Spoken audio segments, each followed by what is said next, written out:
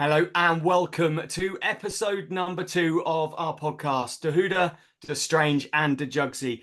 And today, joining myself, Dan Strange, and Sarah Juggins. No Ava De Huda today. Juggsy will tell us why in a few moments' time. But our two very, very special guests. Juggsy is going to introduce the second of them in a moment's time. But first of all, it's Andy Halliday, who's in the Great Britain long squad for the 1988 Olympic Games in the final, or in the 26. Didn't go to Seoul, but got very, very close to that gold medal winning squad. Then, of course, went on to become Great Britain and England manager. And, of course, now a very, very, very, very good co-commentator too. And alongside him, Juggsy. Well, we've got Kelly Hudson. In my own opinion, one of the best umpires in the world. Actually, can't understand why she's not in Paris, but that's between us people here. She is a veteran of 2 Olympics, numerous other world-leading events. And aside from that, one of the things I admire most about Kelly is how she will give her time so willingly to bring the next generation of umpires through, not just in her own country, but she's been over to visit here in GB. And she will happily go to clubs and talk to young aspiring umpires. That I think is a real gift that she bestows upon the sport. So Kelly Hudson, absolutely delighted to have her here. Yeah, welcome along to both of you. Now, just to explain, if you haven't watched the first podcast, it is, of course, De Huda, De Strange and De Juggsy. Ava De Huda is, we believe, somewhere in Paris. We believe she was actually at the Dutch game, the Dutch women's game, minutes ago, because, Sarah, you saw on the telly. I think I've seen Ava on the telly twice. Yes, she was definitely unmasked at the Dutch game just now. But, you know, the whole world is asking, who was that person throwing themselves across Paris for the opening ceremony? I believe, and this is just me, don't let that rumour go any further, it was Ava De Huda. And, of course, Andy and Kelly are going to be part of our dream team. Now, it is the Parisian hockey predictions. But because Kelly is an active international umpire, we and she didn't really feel it's appropriate for her to be predicting scores of matches for obvious reasons. So Andy Halliday and Kelly are part of the same dream team, backing up Luke Madeley's phenomenal work the other day. Luke will be back during the rest of the podcast later on through the Olympic Games. Andy will be doing the predictions, and Kelly, as you guess, is going to be the umpire for this one. Now, we've broken it up into a warm-up where we just have a chat about the day's action. Then the quarter of predictions, where we'll talk actually about 2 days worth of predictions. And then, of course, it's extra time because it's the Olympic Games, so we'll get an extra 5 minutes at the end just to kind of chew the cud. There you go, Juggsy, first farming and cow joke of the day. So, Kelly, over to you to start the warm-up with a whistle, as normal. Just a little bit of housekeeping, just to start us off, Juggsy. Ava De Huda has been deducted a point. Can you explain to the umpire why, just to make sure that we are above board with our decisions? Eva asked that I should get a green card. We think it's unsportsmanlike, we think it's wrong, and we think it's something that will hold her back from absolutely thrashing the pants of us in the predictions game. Now, Kelly, do you agree? Because we, in our WhatsApp group, have deducted Ava a point, but we felt before a green card was officially awarded, it needed to be checked with an umpire of your standing. Yeah, well, how brutal to start off and without Ava here to defend herself and plead her case publicly. I feel like this is a little bit of a stitch up for her. And I have to say, on the field, umpiring Ava on a few occasions, she does ask a question, but usually it does have grounds behind it. So she's a good leader in that sense. So look, maybe that's one that we just need to have let Ava come back and have plead her case one more time before we can go ahead chopping points off because she thinks she's got an unfair advantage because she knows hockey quite well. My size, Sarah, Juggsy, I don't think we're going to get this point deducted here, which when we talk about day one. I would like to make one very, very quick point. I think this is a very sublime case of national bias, because Kelly knows quite well that I wasn't particularly complimentary about the New Zealand men's team, and I think she might be erring on the side of someone who was more... Well, actually... I did not think about that at all, but after the first podcast and you guys totally writing New Zealand off, quite frankly, I think to wake up and see that very close performance overnight they've maybe put their hand up to you guys to say actually they're a team that that can definitely contribute at this Olympic Games. So it wasn't on my mind, but pleased you brought it up. Now, with that bad news that the umpires disagreed with us all, which is fairly common occurrence, to be honest, for players with umpires, it leads us beautifully into the scores. We will start because Kelly brought it up. Harmanpreet scoring a penalty stroke in the last, what was it, minute and a half or so. India sneak over the line against New Zealand and get their sort of campaign off and running. So 3-2 there. Now, what that meant in terms of our predictions was everyone got 2 points because everyone called India as the winner, but no one got the score absolutely perfect. Andy, did you see the game? How surprised were you with how New Zealand did and sort of India getting over the line, which wasn't a massive surprise, but how New Zealand did really? Yeah, I saw some of it. I think New Zealand's style, the way that they play, it actually is not. India are such a counter-attack type team, such a quick team. But actually, I think the Kiwis now have got the Black Sticks have got some forwards with some real gas.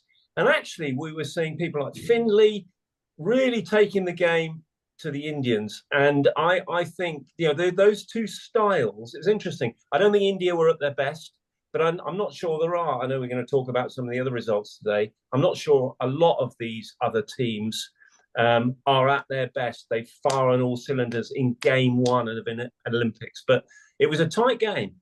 Tight game indeed. So let's rattle through the results quickly and we can kind of pick them apart as we go. Great Britain 4, Spain 0. What a goal from Nick Park to open up.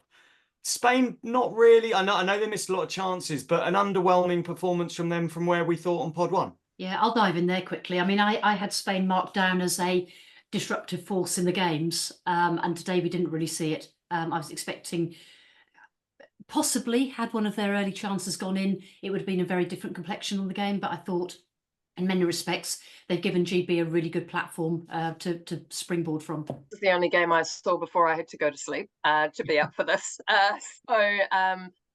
Look, I think, and being one of the, I think the only non-Brit on the call, I can say absolutely this team has kind of shown the potential that they have at this tournament, this Great Britain team, and they just have such dynamism up front and play with real freedom at the moment and real confidence. And I think that was epitomised by that first goal. The intercept and the wherewithal to be able to kind of chip that over the goalie, and yeah, what an exciting start for that team. And if they can carry that momentum, they'll definitely be in the games at the end, I reckon. So and Spain are not an easy team, so a great start for them, and yeah, looking forward to what else is to come. So then, the reigning Olympic champions, men's section, of course, Belgium 2, Ireland 0. Davy Hart played very, very well there. Belgium get their opening win of the campaign. Yeah, and again, they're a team, you mentioned it on the first podcast, I think, Dan, around, interestingly, that some people have picked them not to be on the podium. They are a vastly experienced team who I think will start to go through the gears as the tournament starts to gain a little bit of momentum. As the competition goes through, I think it's a confident, solid start for a very talented Belgian team. I totally agree with Andy on that. I have them down as a podium team, largely because of that experience they have within the side and the way they know how to play tournament hockey and see it through to the end. And finishing off the men's section today, 3 very big games and a lot to sort of whiz our way through. Netherlands 5, South Africa 3. We said that could be high scoring. We sort of said it might be higher in favour of Netherlands. It was really close. And Ava actually hit the nail on the head with that one, got the score right, got 3 massive points. The first match of these Olympics that one of us called perfectly. And of course, that gets you 3 points if you do. Australia 1, Argentina 0. Blake Govers scored there. And then the world champions, which some of us didn't necessarily write off, but didn't suggest they'd have a great tournament. 8-2 against the hosts. Some really big performances there. Andy, you're on the ground in Paris at the moment. Which of those 3 performances impressed you the most? I think the standout performance is the German one. Having seen them play at the back end of the Pro League, and in fact sit in the commentary box next to you, Dan, in London, they once they got that full squad together. So the first part of the Pro League in London, they didn't have their full squad there because of the German league playoffs. As the competition neared its end, you saw the much more that German team of character and aggression. And I listened to your podium tips, and I think that they have started like a team that is going to finish on the podium. A really, really solid start from that very talented German team. I'd be really careful calling them tips, Andy, because that suggests that someone might want to go away and put money on them. And I'm not sure you're going back myself, and maybe you back Ava because, as I said, she got 3 points from one of the games. And one of us actually got 3 points from another of the games. Moving on to the women's section, which there are a couple of games in today, of course. We'll start with Argentina USA, mainly because I got the score right in this one, and that was 4-1. USA, Sessa scoring, Gorzolani, Yankunas, and a couple of others for Argentina. 4-1, good start for the Argentinians, a team that I said wouldn't podium. And then the match I really want to talk about just for a few minutes here. And Kelly, I know you'll have seen this result, and a bit of a surprise to a degree in terms of it being France's debut in the Olympics and the fact they scored a couple in this. France 2, Netherlands 6. Bear in mind, Juggsy and I were talking 9 or 10. And it's 6-2. That's way closer, Kelly, than we thought. Yeah, and I saw this result, and I just thought to myself, this is an Olympic Games, and at home, and what an incredible, I guess, moment that must have been for France to score, and no less against one of the most dominant team that has been in women's hockey for the last number of years. And so, look, I mean, in Olympic Games and in a tournament situation, it is the points you get to win the game that are the points that matter. And so the Dutch will be pleased to have secured those points, and they start their pool play, and will be very happy with that. Of course, no one likes to have their goal breached either. So especially a team with such high standards, but. I'm very pleased for the French team. I think when people said this is going to be a cool experience for them to be a part of an Olympics, maybe they've showed that they're a bit more than that, and that's world hockey too. So you get an opportunity, and they've certainly taken a couple of cool chances there, and exciting to see what is to come from both these teams. I think it's a long tournament, but geez, this has been a good start. I've been around a lot of the venues today, and the home support. I mean, I remember it back in. You're probably going to ring your bell if I talk about the support GB got in London, Sarah. However, the home support here for the French is quite incredible. You can really feel the vibe. I mean, I think their rugby sevens team won the gold medal in Stade de France tonight. I mean, incredible atmosphere, amazing. So yeah, home support. I think for the thing is though, if you lose a few games at the beginning of tournaments, it wears you down. You know, that home support will go so far. And certainly those first few games for France, I mean, yeah, it's a great start for them.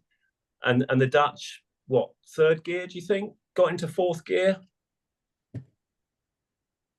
I think second, moving into third. But when the player, I think it was L'Hôpital, scored that first goal, France women's first goal at Olympic Games, I mean, I could feel the atmosphere through the screen. So it must have been absolutely phenomenal. It really must. Kelly, just a quick question for you from an umpire point of view. You've been to Olympics, you've been to World Cups, Champions Trophies, Pro League, all sorts. When you're walking in for the first time to an Olympic Games, what's going through an umpire's mind? Because obviously there's a lot of rules, obviously rules of the game, but other stuff that the umpire managers are looking for and things you've been told to look out for. So what is it when you're walking out on the pitch for the first time? How are the nerves, and what do umpires sort of do to manage that? Yeah, lots of parts to that question. I think the preparation that these umpires have gone through has been, it's 6 months worth. So it's late night meetings. It's a lot of watching videos, a lot of trying to get consensus, especially around the hot topics of hockey. And a lot of interaction from the umpire managers through to the coaching staff as well, just to make sure that we have the most amazing hockey package that we can, and how the umpires can contribute to that. So it's been a lot of hard work by all of these officials, and you kind of hope. And also they had a pre-camp, so they arrived in France a little early for these games, and spent 3 days going through briefings, more team building, connection. We've got a very unique team from all around the world coming together to be one team on the field. So a lot of connection and going through briefings and the like at that camp. And you kind of hope that the hard work is done then. So when you want to step on the field, you want to really know that you can trust that training, and you can relax and enjoy and really feel the game that's in front of you. And of course, going on to any game, you'll have a game plan like the teams would, and you'll be building your awareness of what players are key players, the type of style of play that the teams would look to present, key areas of the field, how you'll manage any kind of breakdown of play, and ensure that there's consistency around that. So all of that works into the immediate pre-game plan, and then when you're stepping on the field, you're just looking at what is in front of you, and then picking the kind of best application that you can for the game that's in front of you. And that's but all of that aside, when you're walking on that field and you hear that crowd, and it's just the biggest privilege that you can have, is to be a part of history, and to be a part of what is a little kid's dream to play for their country, and to score the first goal for France in the Olympics. The awarding of that is a very special moment, and you're always very humbled, or I'm certainly always very humbled to be a part of that. So yeah, bit of a long rambling answer, I'm sorry, but it does give me a bit of goosebumps, kind of bringing back the memories of certainly my Olympic experiences. I've been involved in some amazing matches, but it's always very, very special, and you're very, very proud. Wow, I've got goosebumps from that just listening to you, Kelly, so thank you for sharing. However, I would like to remind you of your umpiring duties, and I think that's the end of the warm-up, so blow that whistle and let's get into the predictions. Brilliant stuff. Now, just whilst we've got the gap between the warm-up and the start of the first quarter, or the quarter that we do for the predictions, let's just take you back then through the day one scores, because as it stands from pod one, from day one today, well, you'd expect it, wouldn't you? She's got, what, 4 Olympic medals, 3 golds, 1 silver. Ava Dahuda is in the lead, 17 points. She got 1 absolutely perfect. She guessed every single winning team right, 17 points. My team, Just Strange, 16 points. Would have been on 17, but of course started with -1 for flagrant national bias in the first podcast. Sarah Juggins, 16 points, 8 from 8 you named as winners. And of course, the Dream Team, 14 points. Now, they were going really well. They actually scored 16 from the first day of action. Sadly, Andy Halliday turning up in Team GB kit and then getting deducted another point by the Silent Bell knocks 2 off. Now, just before we move on, Sarah, there was, on our podcast the other day, someone actually pointed out, an Indian listener, that we only on the podcast predicted 4 matches. Now, do you know why that was? Yes. It's Can you shed a bit of light to the listeners? Well, I don't really want to say commentator incompetence, but that probably is it. I think in the WhatsApp chat afterwards, Ava, myself and Luke all decided that we all knew there should be more matches, but we all thought, nope, Dan's the man, he's in charge. So I'm really sorry, Dan. I'm going to have to ask for Kelly's advice here, but surely he gets something deducted for forgetting 4 matches. Another point. So I'm down to 15. Now, just in my defence, there is no defence. I literally read the fixtures wrong. I wish I could say that half the page was covered up, but it wasn't. I just read the fixtures wrong. And to be fair, you guys didn't remind me or tell me. They were all sat there, Andy, with their scores ready to go. And it was only after we recorded it, put it out to the world, that they all owned up to the fact they should have piped up and told me what was going on. Anyway, as you say, commentator incompetence. So the scores are Dahuda 17, DeStrange 15, or Juggsy, I should say, 16 first of all, me 15, and the Dream Team, due to Andy turning up in Great Britain kit and then going on about all the Great Britain support, down to 14 at the moment, but plenty of time left in the action. So Kelly, again, not telling the umpire what to do, but please start the predictions quarter. So here we go. We've got 2 days of action to predict. We have to go through relatively quickly. We will sort of throw around about the games. Now, because Ava Dahuda is missing in action in Paris at the moment, so not on this pod, she has sent me her predictions. So I will tell you what her predictions are as we go. But for the 28th of July, for day 2, I'm going to start with the Juggsy's team for the prediction for this one. Belgium versus China women, which is a really, I think, fascinating match. Sarah Juggins, what is your prediction for the score? 3-3. I'm going for a draw. 3-3. Reason why? Because I think China will score from their penalty corner routines. And I think that, as I said the other day, China will make or certainly they're my wild card to make the podium. I think they've got a lot of experience in their management team. But I think Belgium at the moment are on the up and play some beautiful hockey that they score from. I think it's going to be very, very tight. 2 very different styles of play. But I'm going to go for my first draw of the tournament.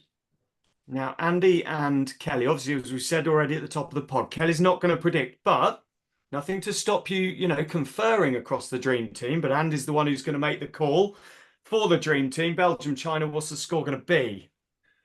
I've got Belgium 2, China 2, a slightly lower scoring draw. 2, as you say, Juggsy, well-balanced teams. I think Alison Annan will have done her homework on the Belgium way of playing. Particularly, they are very, very good in deep defence, in their deep block. So I think honours even 2-2. Yeah, interesting for both of those draws. I think I'm not really surprised at those predictions. Interesting you say Juggsy, Sarah Juggins. I don't want to get in trouble for using a nickname. Interesting you say about penalty corner block, because I think China has also been quite dynamic with their strike forwards. So I think this whole block of games that we are talking about has got a lot to offer. So yeah, bring it on. So 2 draws predicted so far, which Kelly agrees with. I predict 2-2 as well. And Andy, I'm not copying your work. I had written these out beforehand. Okay, I haven't sent this on to anyone, so you can't prove that's true, but it is true. Ava sent me her scores earlier on. She says, and wait for this one, Belgium 2, China 3. So let's look out, because if that comes true, A, again, she'll have got the score right. B, that's a really huge first match for China and a huge knock to Belgium as well. So moving on, we need to sort of rattle through relatively fast here. Germany versus Japan in the women. Now, Ava has it down as 4-1. I have it down as 3-1 in that one as a prediction. Andy, what have you got? Dan, what have the 2 of us been doing? I've got Germany 3, Japan 1 as well. Our minds. It's like we're telepathic here, Andy. It's like we sit in a box in London quite regularly together, isn't it? Working too closely together. Yeah. I'm slightly worried because I'm obviously on your wavelength, because I've also got 3-1 written down. So Germany, Japan, 3-1, 3-1, 4-1. Kelly, anyway in your mind, you will have umpired both teams quite a lot. Anyway in your mind, Japan can do better than 3-1 or 4-1? Yeah, look, I mean, it's going to be a big challenge for them. It's a tough opening fixture. but it's an Olympic Games, and you're playing for more than yourself, more than what you kind of have done before. So kind of anything can happen. And yeah, we'll be watching this one with interest as well. So Right, moving on, because we're going to run out of time otherwise. Great Britain women versus Spain. Ava's got 2-2. I've got 2-2. Juggsy, what's your prediction on this one? Can you go to Andy, because I've got a call on Pepper Predicts for this one. Pepper predicts is coming back in. So, and Andy and Kelly, where are you going on Great Britain versus Spain? yeah, before Andy says his prediction, I saw both these teams at the Olympic qualifier that was in Spain, and honestly, the top three teams at that tournament, it was really a thin paper between them all. Pepper. So I've got Great Britain 1, Spain 1, opening salvo for these two teams. It was a 1-goal game in 1-goal difference, Kelly, in Valencia, wasn't it? If I remember rightly. All I know is those top teams and also Ireland, they're just slimly missing out. Was a really very, very challenging tournament, but yeah, maybe Pepper will be the predictor here. Pepper's been quite useless, to be honest with you. I had 2-2 written down, hoping that Pepper would just give me a winner. And look at her. I mean, she's literally just staring at the two names. She's staring at Spain more than GB. So I'm going to go 2-1 Spain, according to Pepper Predicts. I love that Juggsy can say she's staring more at Spain than GB. I was thinking She looked hypnotised to me, Yeah. Sarah. I have no idea what's happened there. She's gone completely like mute.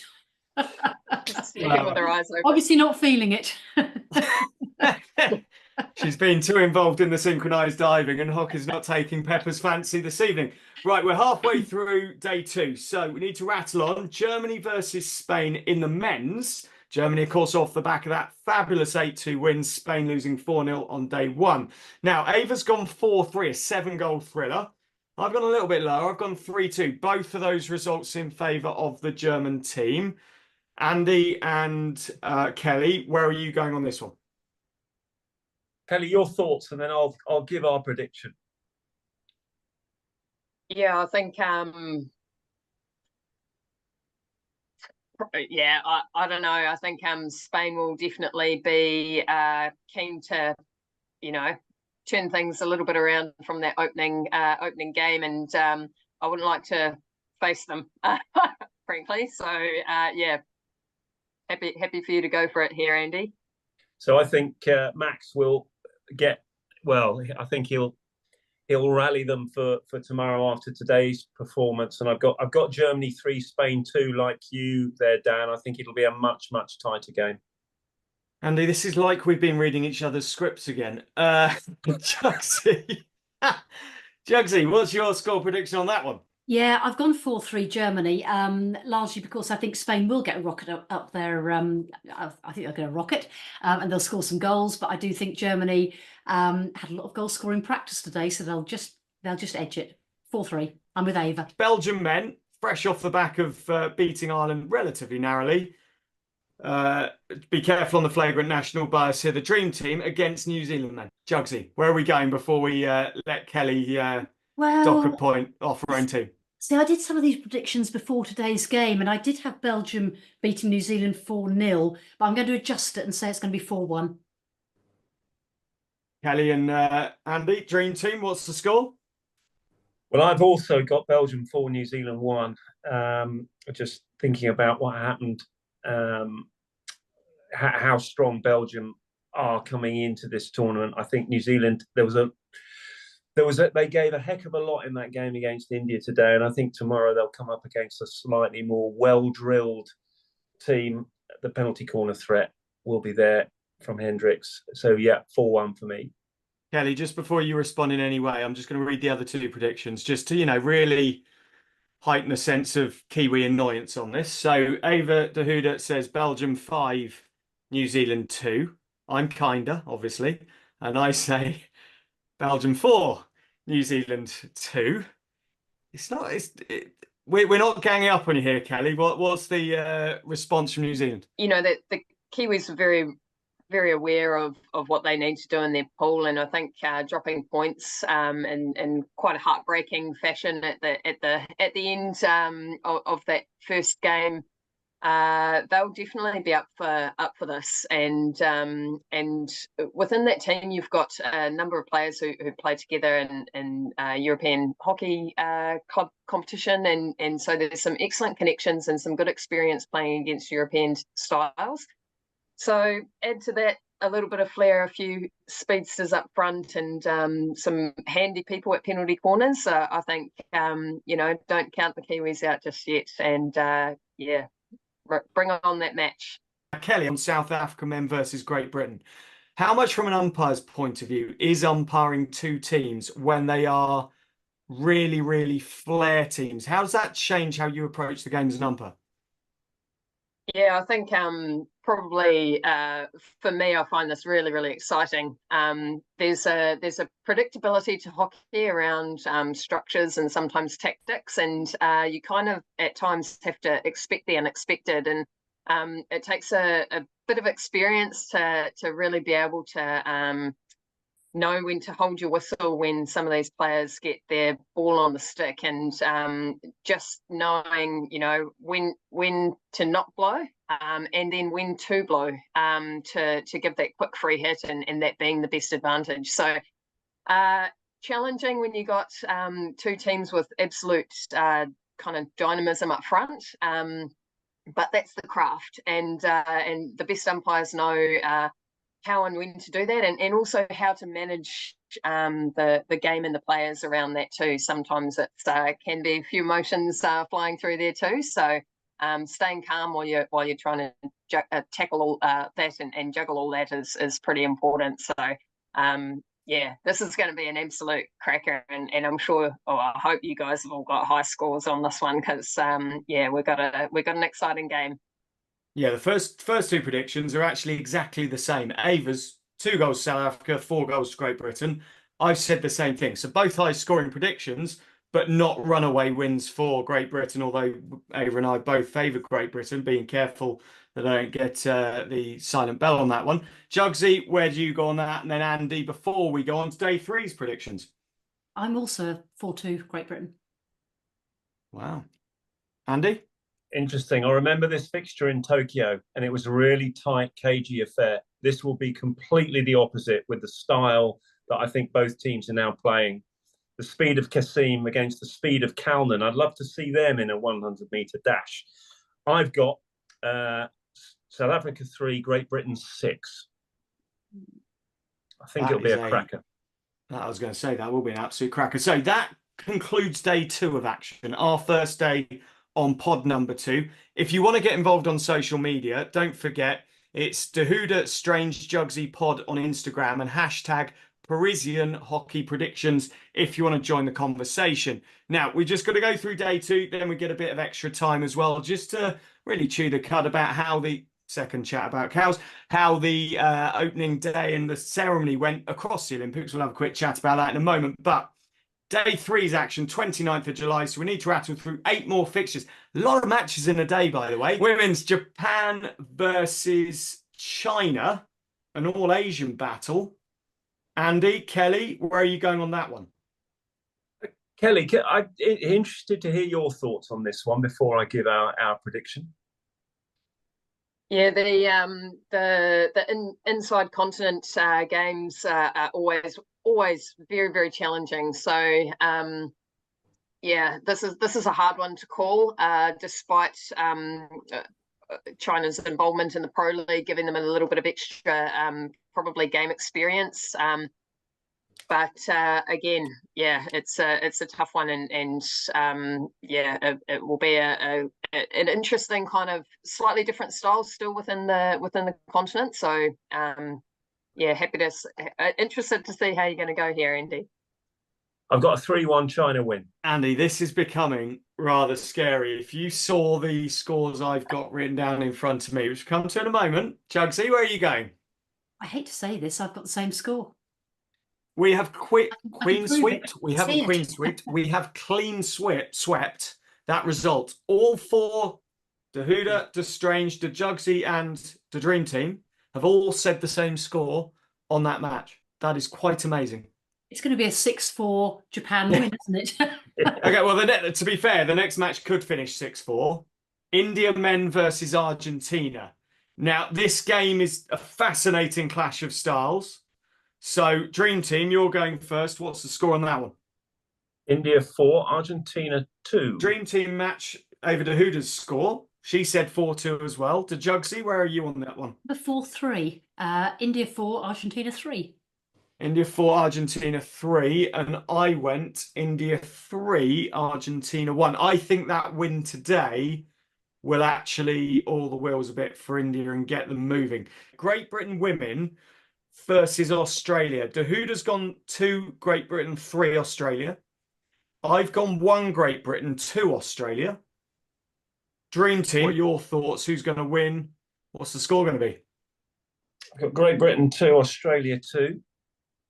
Great Britain, whose Pro League form was sort of woefully inconsistent. I think this is the sort of game where they can perform and will perform against an Aussie team with so much energy. So, yeah, I reckon 2-2. And Juggsy? I've gone 2-1 Australia to win. 2-1 Australia to win. So the Brits among us, well, the 2 Brit hosts among us, I should say, aren't overly optimistic. Andy, saying that, I agree with your comment about the Pro League, because one of the last games, if not the last game, was Great Britain Australia for the Great Britain women, and they played a lot better against that Australian women's team. And it'd be a really interesting game again, that one. Germany women versus Netherlands women. Now, Ava's gone with her old team. 1 to Germany, 3 Netherlands.